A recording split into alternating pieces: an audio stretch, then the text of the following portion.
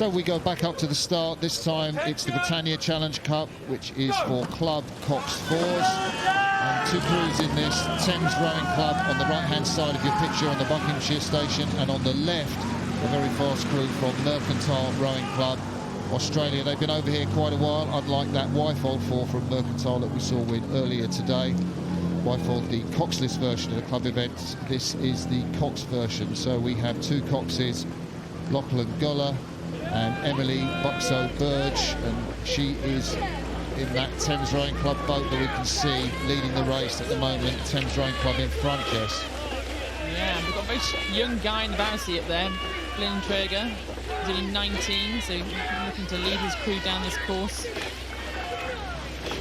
Looking quite strong there, Martin, though. I think it's putting this Mercantile crew under pressure. They've actually slipped half a length by the end of the island. Well, I tell you what, I looked at the times to the barrier, and Mercantile were 2 minutes yesterday, and Thames were 2:03. So, you know, the coaching team led by Ben Lewis are going to have looked at that and said you've got to be competitive in the first half of the race.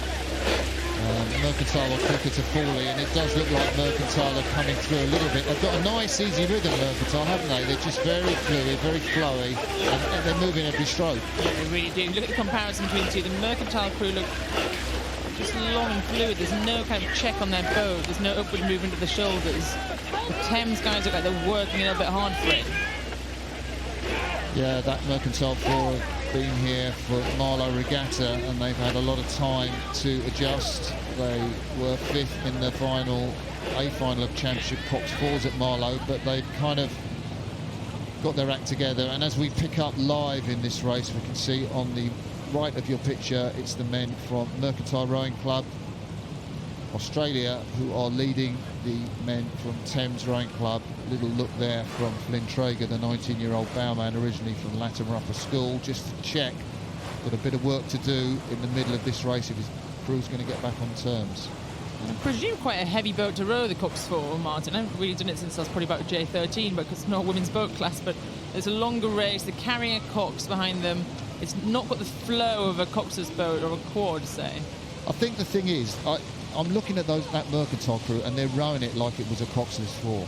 And, you know, and that if you could be fluid and be smooth, and there were some, you know, countries, I mean, I think we battered the Cox 4, you know, in that race in 1984 in the Olympics. We battered it. We didn't row it like a Coxless 4. We rowed it like a Cox 4.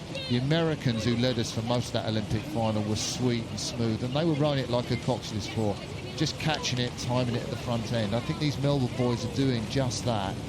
And the Thames boys, to me, they look like they're rowing a Cox 4. I mean, they're trying to smack the hell out of it, basically, aren't they? The battering worked for you, though, didn't it? Yeah, well, we had Redders at stroke, didn't we? And Andy Holmes in the 3 seat, so, you know, they're going to pull anyone across the line. But it doesn't look... It looks a different style of rowing to Mercantile, doesn't it, what the Thames boys are doing? Rob O'Callaghan in the stroke seat, Matthias Diekman behind him, James Reeder in the 2, and Flynn Traeger with name checks already. Coxed by Emily Buxo-Burge.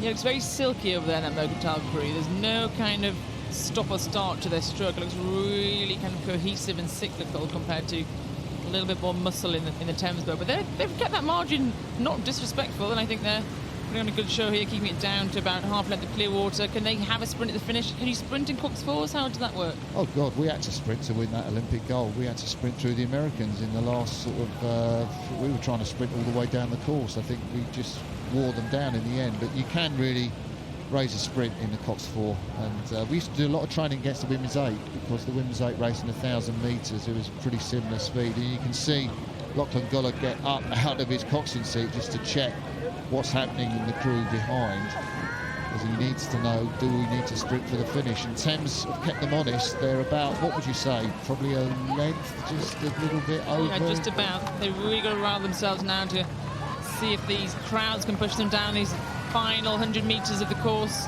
How close can they get to this Mercantile crew? Can they put them under pressure now? Well, that's his cap set jauntily backwards. Flynn Traeger, 19 years of age, in the Thames crew, and the umpire's going to warn the Mercantile crew, yeah, get over Mercantile. And Lachlan Guller just trying to edge over and send his puddles there, and he's holding his flag up. And that will mean the Mercantile bowman, William Ackerman, has got to tell the cocks get over, because he can't see the umpire warning, can he, at all? Is that Richard Phelps, the umpire? Yeah. It is Latimer Upper School, and he'll know Flynn Traeger was an old boy of his alma mater, Latimer Upper School. He's wearing that blazer. Mercantile moved back onto their station a bit, and they've got a comfortable lead, really, I guess, coming into this stage. This is the lead you want to have in a tough race, isn't it? Yeah, you don't want to veer over there. You've got a couple of lengths of clear water. You're about to think about Saturday's racing. Stay on your course. So Mercantile Rowing Club coming past the members' stands, just about 10 strokes or so to go from this very smooth crew from Victoria, Australia. Mercantile Rowing Club, the home to that awesome foursome, fantastic Australian crew that won the Cox's Fours in the 92 and 96 Olympics. And it's another Cox Four from Mercantile. They take the heat of the Britannia Challenge Cup from their rivals from Thames Rowing Club A crew. 4 great oarsmen from Mercantile, and decent cocks as well, actually. Confirmation of that result of the heat of the Britannia Challenge Cup there.